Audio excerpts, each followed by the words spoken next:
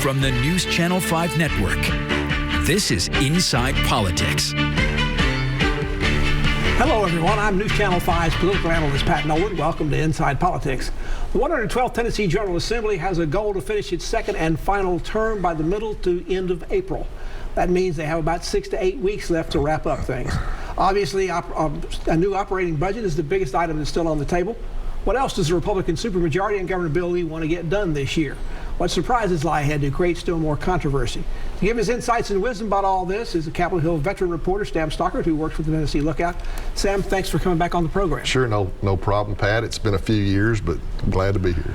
In terms of the budget, the biggest missing piece is the K-12 new school funding formula. Governor Lee unveiled some of that yesterday. It's going to be somewhere between $750 and $1 billion worth of new funding. What did we learn yesterday? Did we move forward towards getting this approved, or is it going to take still a lot more study? Well, that's the big question. You've got probably half the lawmakers saying, we need more time to study this, and then a lot more saying, the old plan's too complex. It's time to go forward with it. I know Speaker Sexton is ready to move forward with a new plan. Lieutenant Governor McNally is, I think, a little more cautious. He says some things might need to be changed. And of course, some of my spies told me yesterday that Governor Lee had lunch with Sexton and McNally, and I'm sure he's trying to put the big sale on them. The numbers they released yesterday in terms of extra money, they seem to be a little bit over the lot. I think the average is about 11% more in state money coming out of this. Metro Nashville's going to get about 6.5%. Shelby County is going to get 11%.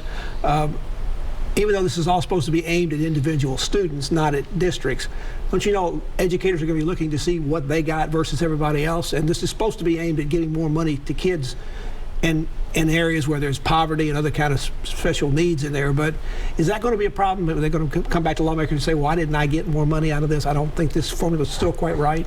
Well, that's the big contention in school funding for the last 30 to 40 years. Every district that feels they're getting shorted is probably going to want to go to court to get more money.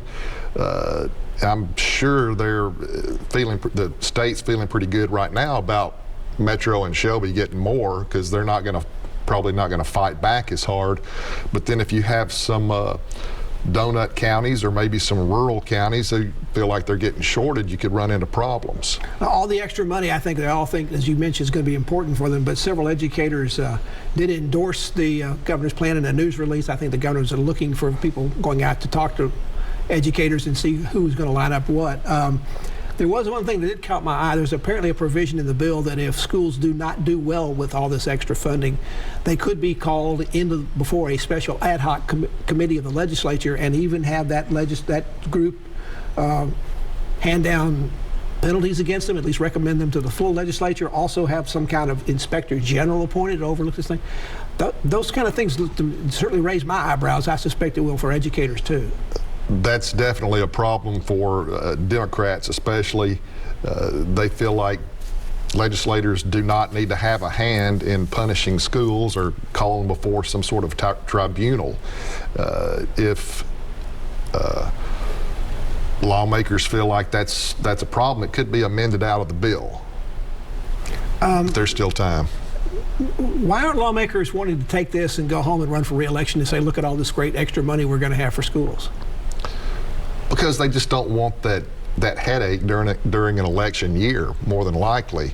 But if they're getting a lot of money, that could be a great opportunity for them. It's still they're probably a little jumpy right now because they don't like anything that's throwing problems into their re-election plan. And they stay jumpy until the qualifying deadline passes, and particularly for the ones for the August primary. Right. There are those who wondered why Governor Lee, after he announced the general outline of this in the State of the State at the end of January, didn't go out across the state and try to sell it more to voters directly. And also why it took so long to get all the final details done. Well, from what I understand, the bill was held up because the language had to be worked on from a legal aspect. That held it up probably a couple of weeks. They were hoping to do something the previous week. They had an announcement tell us they were going to have an announcement, and that drew a lot of flack from people. But I think they feel like they've already gone across the state and sold this plan before they even presented it. And now they don't have time to go back and do that again. One education activist I talked to said that they thought there was still about a 60-40 chance this would get approved this session. Do you think that's right? Do you feel that's right, or is that maybe are those odds maybe not as good as you'd like to, or do you think those odds are better or worse than that? Well, I'd say 60-40 is probably a pretty good outlook. The money that's coming in doesn't actually take effect to go out to schools under this formula until not this coming school year, but the following school year. Does it take that long in the bureaucracy to put all this together? Is that why we got that year's lag in this? Well, my take is that the governor just built in a hedge in case it doesn't get passed this year. There's also another area of ongoing concern is charter schools. There's a bill pending before the legislature that would take these privately run public schools from local school boards and give them directly to the state. They no longer have to come and apply necessarily to this local school board to get it and then appeal it to the state if they're turned down. I think that bill's likely to pass. Well, they still have to go through the local school board, but when they get turned down a certain number of times, then they go directly to the state. And in most cases, the state's been approving them over those. Oh well, it's a board appointed by the governor, and they're obviously pro-charter type people. Now there is some concerns about this even in Republican areas of the state. Williamson County, we understand, is getting, for the first time, getting applications for people to have charter schools in that county. That's probably the most Republican county in the state. Yet they've now told their lawmakers they really would like to continue to have the local school board have control over these charter schools. Well, I mean, that's the whole problem with charters. They've been confined to Memphis and Nashville, and now all of a sudden they're going out into the donut counties, and the people don't want them getting into their back pockets.